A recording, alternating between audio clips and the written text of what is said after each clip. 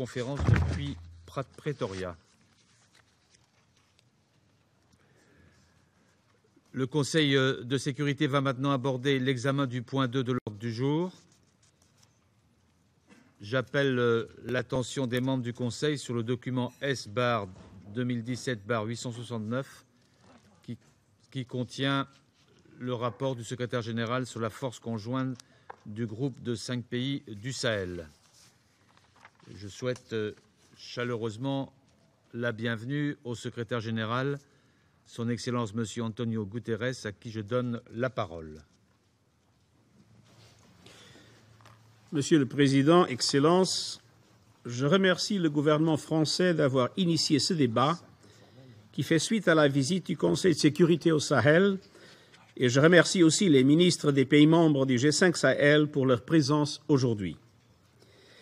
Et permettez-moi de rendre hommage aux 3 casques bleus tchadiens de la MINUSMA décédés ce jeudi, ainsi qu'à leurs collègues blessés. Je veux saluer leur courage et leur dévouement à ramener la paix et la sécurité au Mali.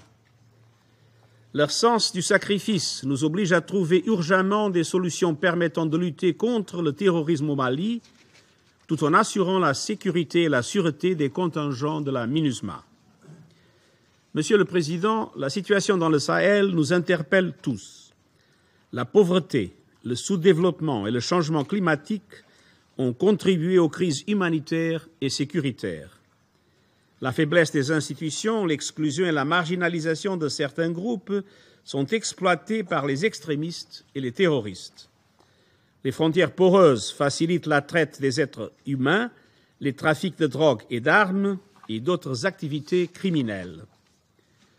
Les récentes attaques mortelles contre les gendarmes nigériens et les soldats américains et les attaques incessantes contre les forces maliennes de défense et de sécurité, les casques bleus de la MINUSMA et les soldats de la force Barkhane illustrent l'ampleur de la menace sécuritaire. La crise humanitaire s'aggrave et près de 5 millions de personnes sont déplacées et 24 millions ont besoin d'aide humanitaire. Les taux de natalité sont parmi les plus élevés au monde, mais des millions d'enfants sahéliens n'ont pas accès aux soins de santé et ne vont pas à l'école. Monsieur le Président, face à l'urgence de la situation, il faut réfléchir à des actions innovantes en soutien aux efforts du G5 Sahel dans le domaine sécuritaire, mais aussi dans les domaines du développement et de la gouvernance. Le temps joue contre nous. Nous devons de toute urgence aligner nos efforts afin de juguler les causes profondes de l'instabilité dans la région. La création de la force conjointe démontre la volonté du pays du G5 Sahel de coopérer étroitement afin de faire face ensemble à la menace. Nous avons aujourd'hui l'opportunité de les soutenir et d'ensemble inverser le cours des événements. Nous le devons aux populations du Sahel. Et nous le devons aux États du G5 Sahel qui ont pris cette initiative courageuse. J'ai soutenu dès leur appel une force dotée d'un mandat à la hauteur des menaces auxquelles elle sera confrontée et d'un financement pérenne. Nous le devons aussi à tous ceux qui ont payé de leur vie leur engagement contre la menace terroriste et en faveur de la paix au Sahel. En vue de l'évolution rapide de la situation et des risques de contagion généralisée, ne pas agir pourrait avoir de graves conséquences pour la région et au-delà. J'invite donc ce Conseil à faire preuve d'ambition dans le choix qu'il doit faire. Un soutien politique fort au G5 Sahel et un soutien matériel et opérationnel à la mesure des défis sont indispensables. Monsieur le Président, le Conseil de sécurité est saisi de 4 options contenues dans mon rapport. Les Nations unies pourraient mobiliser rapidement un soutien essentiel en complément de l'action des partenaires bilatéraux. Un tel soutien viendrait non seulement renforcer utilement la force G5 Sahel, mais contribuerait également à atténuer les menaces qui affectent directement la MINUSMA. Tout comme la MINUSMA, la force conjointe opérera en soutien au processus de paix malien. Les 2 forces sont profondément complémentaires et peuvent se renforcer mutuellement.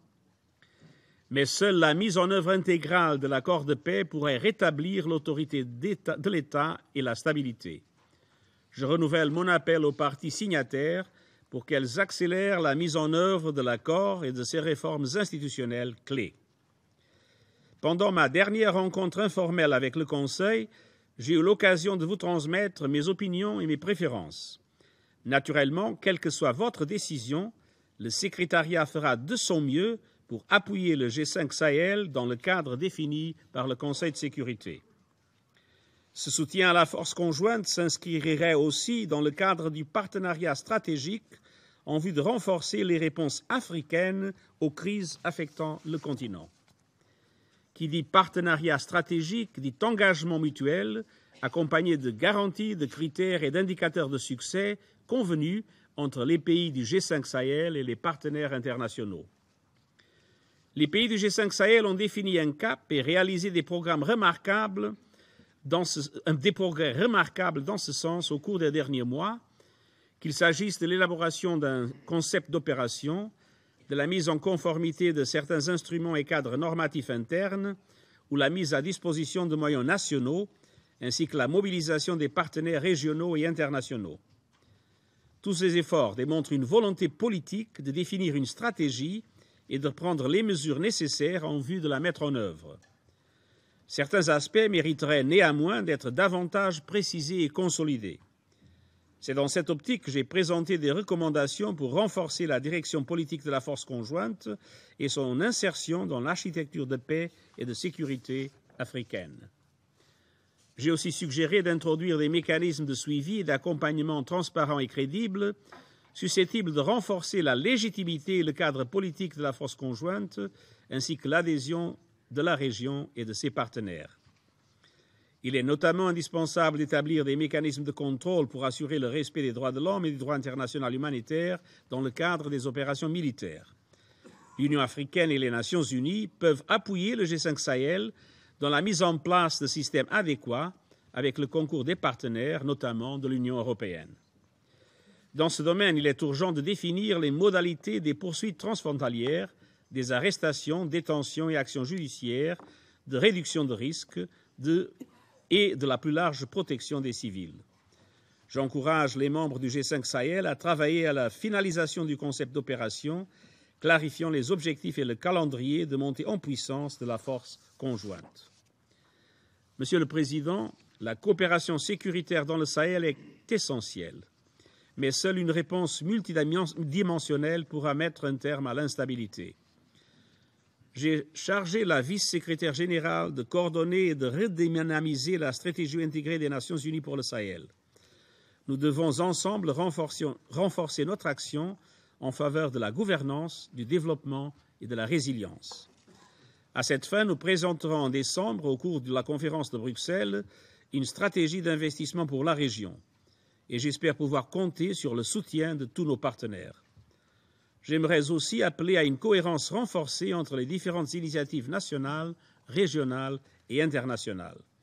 Seule la présence effective et le renforcement de l'État de droit peuvent assurer la pérennité de ces initiatives. Dans un contexte aussi difficile et complexe, cela implique aussi de soutenir l'action des personnels humanitaires et des agences ouvrant au développement durable. Monsieur le Président, depuis ma prise de fonction, la prévention est une priorité absolue. Dans le Sahel, cela signifie d'empêcher la région de sombrer dans le chaos qui pourrait avoir des conséquences dangereuses pour le continent et le monde entier. J'appelle donc à un partenariat gagnant-gagnant, un cadre de responsabilité partagée qui formaliserait nos obligations mutuelles en vue de remédier aux causes profondes de la crise. Je vous remercie de votre attention. Je remercie le secrétaire général de son exposé. Je donne maintenant la parole à son Excellence M. Abdoulaye Diop, ministre des Affaires étrangères et de la coopération internationale du Mali. Vous avez la parole. Monsieur le Président, Monsieur le ministre Le Drian, cher Jean-Yves, Monsieur Antonio Guterres, secrétaire général de l'Organisation des Nations Unies, Monsieur Moussa Faki Mahamat, président de la Commission de l'Union africaine, Mesdames et Messieurs les ministres, chers collègues du G5 Sahel, Mesdames, Messieurs les ambassadeurs membres du Conseil de sécurité, Mesdames et Messieurs, en ma qualité de président du Conseil des ministres du G5, il m'est particulièrement agréable de vous adresser, Monsieur le Président du Conseil, au nom de mes collègues ici présents du Burkina Faso, de la Mauritanie, du Niger et du Tchad, nos vifs remerciements pour l'aimable invitation et de vous dire combien nous sommes heureux de vous voir présider cette réunion importante du Conseil de sécurité consacrée à la situation du Sahel. D'emblée, je remercie la France pour avoir fait du Sahel la priorité de sa présidence du Conseil de sécurité et je salue la délégation française sous le leadership de l'ambassadeur François Delattre pour la conduite exemplaire des travaux du Conseil durant ce mois d'octobre 2017.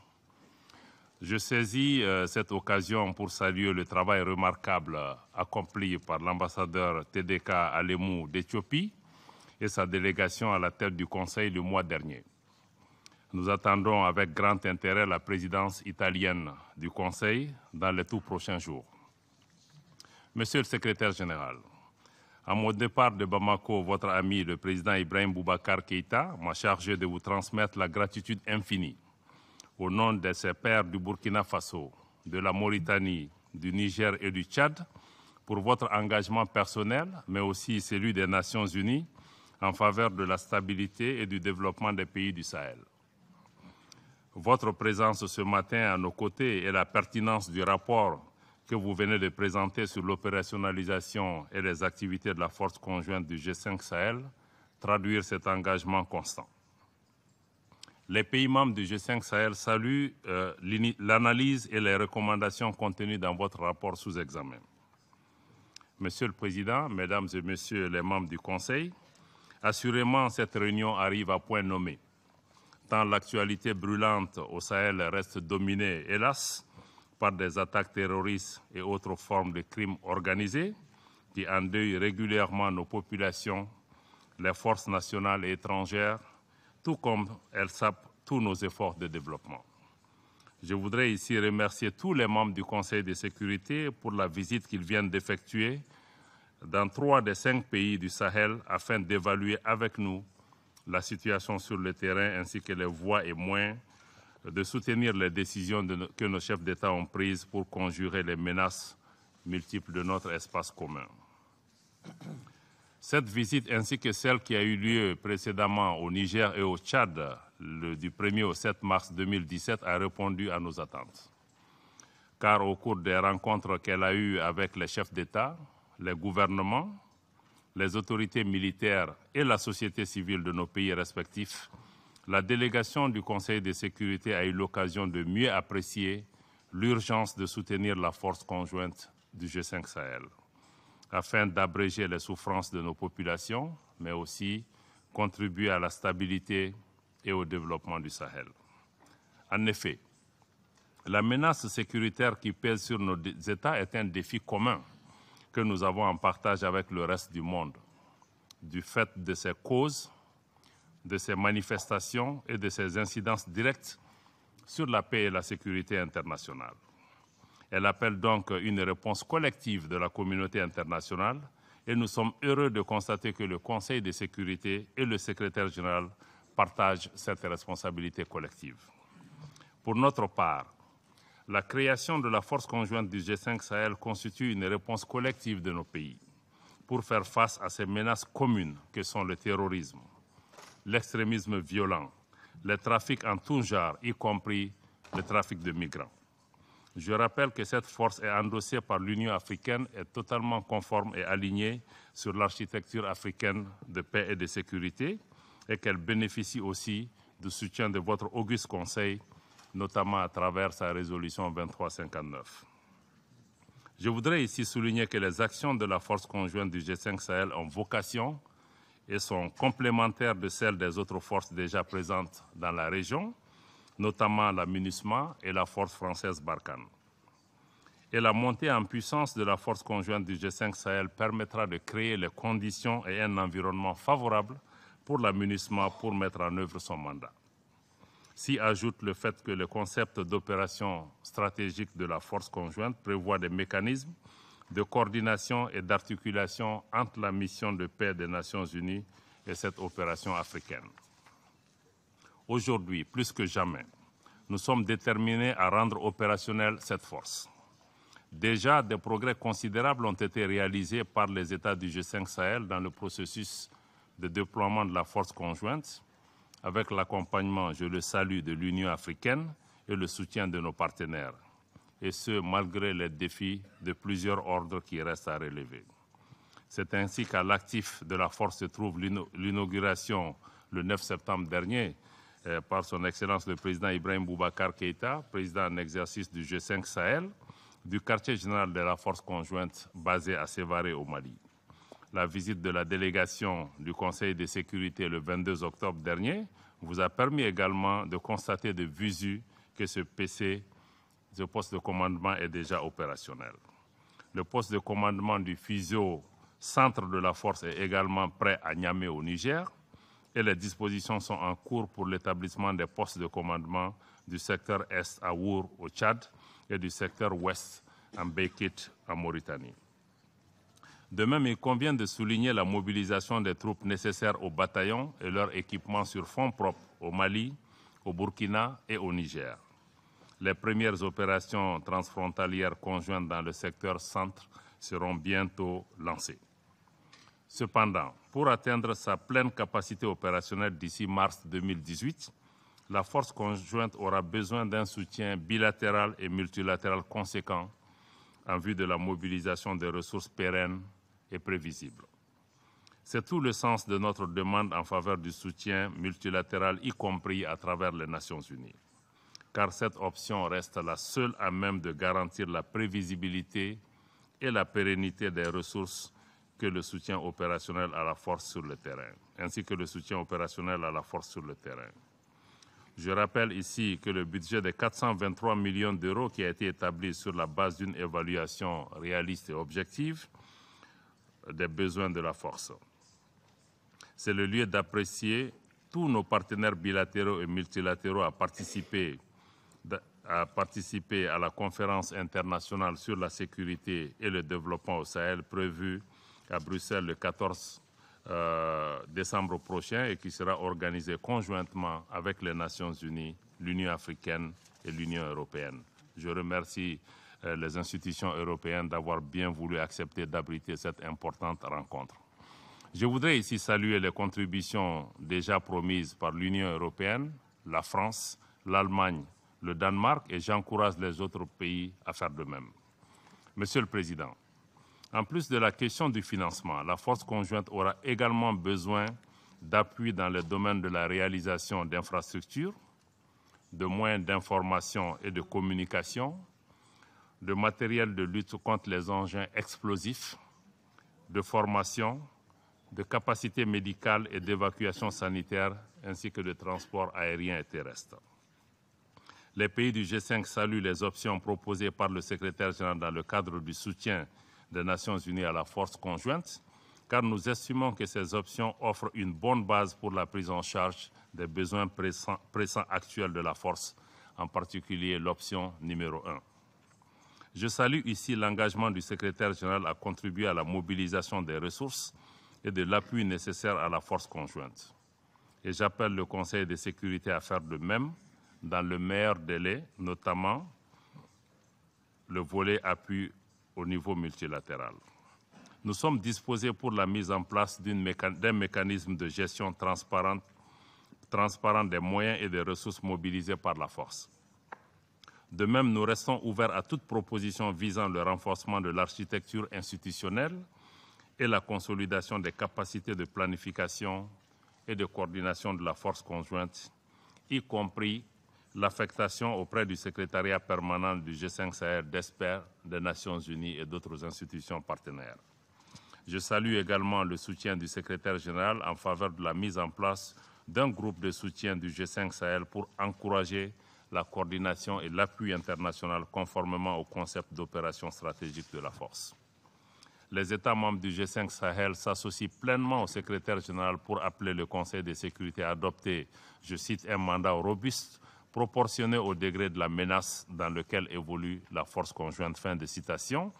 en vue de renforcer la capacité de cette dernière à remplir pleinement ses objectifs. Aussi voudrais-je donner l'assurance que les opérations de la force conjointe sont conduites dans l'esprit, dans le strict respect du droit international humanitaire et des droits de l'homme.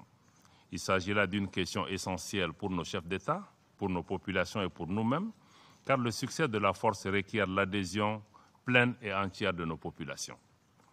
C'est pourquoi il est prévu un dispositif civil au sein de la force conjointe dédié au respect des droits humains. La mission du Conseil de sécurité sur place a pu le constater lors des présentations au niveau du PC. Et nous restons ouverts à tout appui dans ce domaine des droits de l'homme. Monsieur le Président, je souhaite à présent souligner avec force que le G5 Sahel n'est pas seulement le tout sécuritaire. En effet, parallèlement au volet sécuritaire que je viens d'évoquer, le G5 Sahel accorde une priorité de rang élevé aux questions de développement, aux questions de bonne gouvernance, mais aussi aux questions de résilience de nos populations. Le déploiement de la force conjointe vise tout simplement à créer les conditions du développement, de la sécurité, de la paix dans notre région, car nous savons qu'il ne saurait y avoir de paix durable sans développement et inversement. C'est pourquoi nous sommes en accord total avec le secrétaire général que la réponse sécuritaire portée par la force conjointe devra impérativement être complétée par une action sur le terrain du développement. C'est tout le sens du programme d'investissement prioritaire du G5 Sahel. C'est aussi le sens de l'Alliance pour le Sahel qui vise les actions de développement économique, social, culturel, de développement, mais aussi de déradicalisation.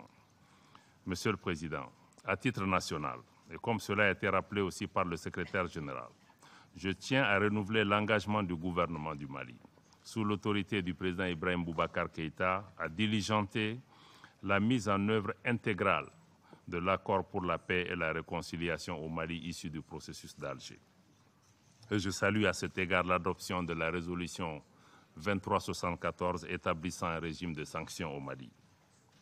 Monsieur le Président, Monsieur le Secrétaire général, Mesdames, Messieurs les membres du Conseil de sécurité, chers partenaires et amis du Sahel, je voudrais souligner pour terminer, encore une fois, que la détérioration de la situation sécuritaire dans le Sahel est extrêmement préoccupante. Nos populations sont fortement éprouvées dans leur vie quotidienne par l'insécurité grandissante et les fondements même de nos États sont menacés. C'est la survie même de nos États qui est en jeu. C'est la stabilité de la région qui est en cause. C'est la paix et la sécurité internationale qui sont également en jeu. Il faut une action résolue de la communauté internationale pour contenir cette menace régionale et internationale. Nos 5 États, nos 5 chefs d'État ont joué leur partition en créant et en mettant à disposition des moyens nécessaires pour la force conjointe comme une réponse régionale à ces menaces transnationales. C'est une grande opportunité que nous ne devons pas manquer. Nous attendons que le Conseil